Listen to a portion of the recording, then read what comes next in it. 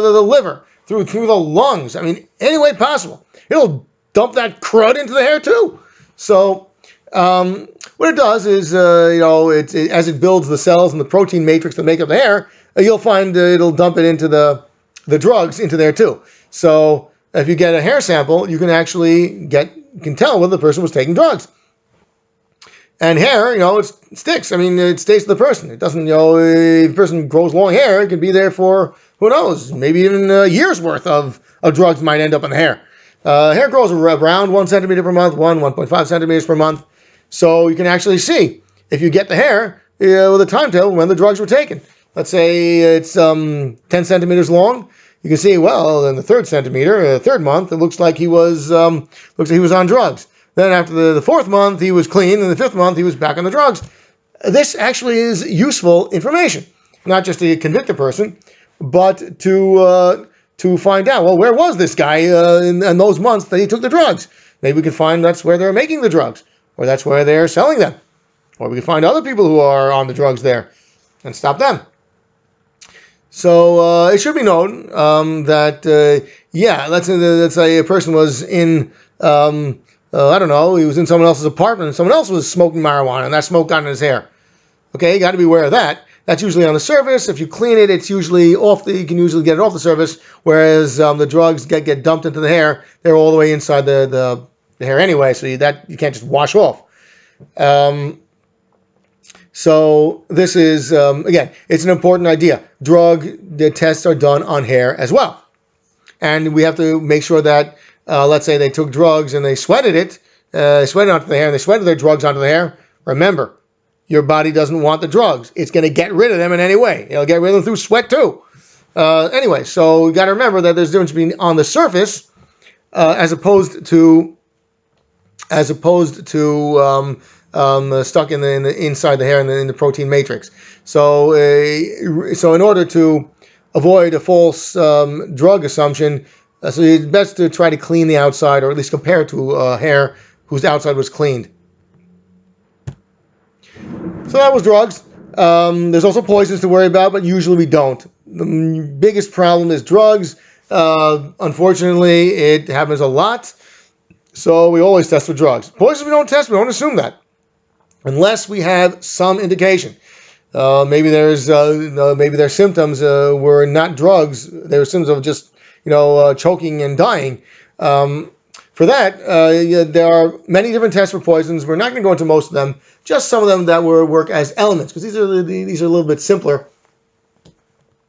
We have arsenic is a poison. Mercury is a poison, especially when it creates methyl mercury or ethyl mercury.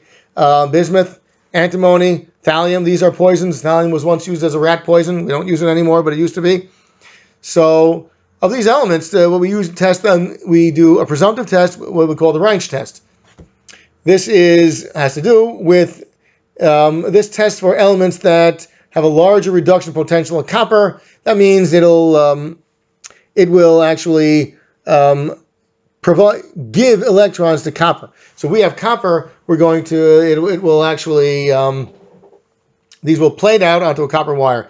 This again, if you understand your chemistry, you'll understand this. But if you don't, it's okay. We'll just work with the fact that when these are in an acidic solution, especially, and you put a copper wire on them, the copper wire will change color because these things will plate out on them. They will sort of like precipitate, but not in a powder form. It'll precipitate in a metallic form because a lot of these things are metals.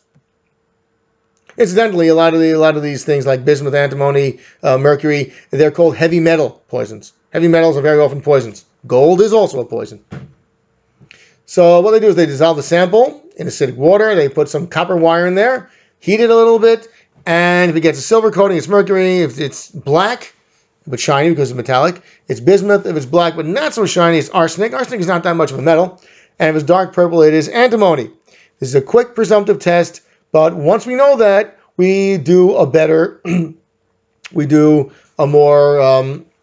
test, a conclusive test, usually using spectroscopy. We shine light on it, and depending on what gets absorbed, we know which element it is. Again, it's more complicated than that. Maybe we'll deal with elemental analysis at some later time, but the point is they have devices that tell which which element specifically it is.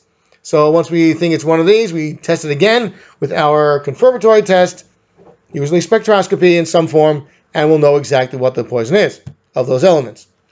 Another common poison is carbon monoxide. This occurs in fires when people breathe in too much smoke.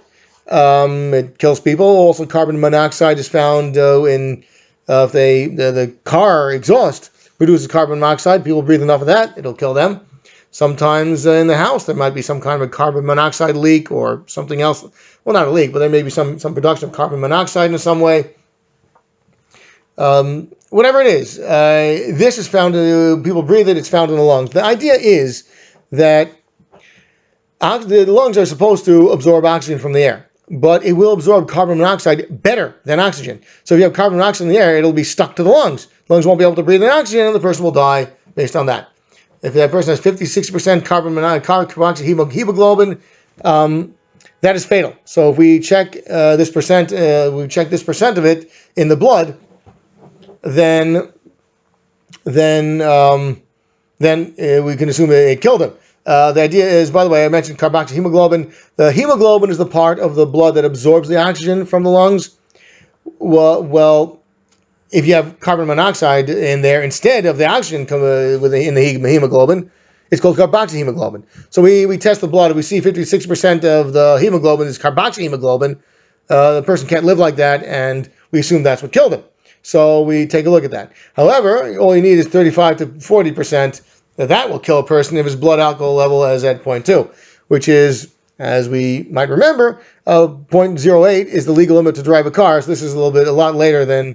So this is certainly a person's impaired, and one of the things that impairs is your ability to use oxygen. So if you only have 35 to 40% of your blood, of your hemoglobin being carboxyhemoglobin, then it will kill a person who has this amount of impairment due to alcohol. So we've got a test for all this. We have a spectroscopic test for carboxyhemoglobin. You send light through it. It'll show up in a certain way for carboxyhemoglobin. We can test it that way. But another way, it's a little bit more sensitive. The carbon monoxide from the lungs, we have a lung sample, for example. We can put it in these reagents, either hydrochloric acid or sulfuric acid. Even this potassium ferrocyanide, you can put it in this. And it will release the carbon monoxide. That will release it from, let's say, the carboxyhemoglobin, or from the lungs, wherever it is. It'll release the carbon monoxide. Carbon monoxide can certainly be tested with gas chromatography, because carbon monoxide is a gas. And that will tell you that will tell you very well whether you have carbon monoxide in there. If you put it in this sample, you'll release this gas. This gas is put into the gas chromatography column. It will show up as carbon monoxide. This is very sensitive. So it will tell if you have carbon monoxide in the lungs. This is very important, especially if you want to know if the person died in a fire or not. If they got the carbon monoxide and it was enough to kill them, and know what killed him. It's possible the person was killed, let's say, was asphyxiated, like through being like they cover the mouth and the nose, so the person died that way. There's no marks on the body, and then they threw them in a fire. If you check the lungs, you see there's no carboxyhemoglobin. Well, that's because they didn't die in the fire, or maybe they did die in the fire. This is important to know when for a forensic toxicologist will be able to find this out and be able to provide information as to how the crime was committed. There are other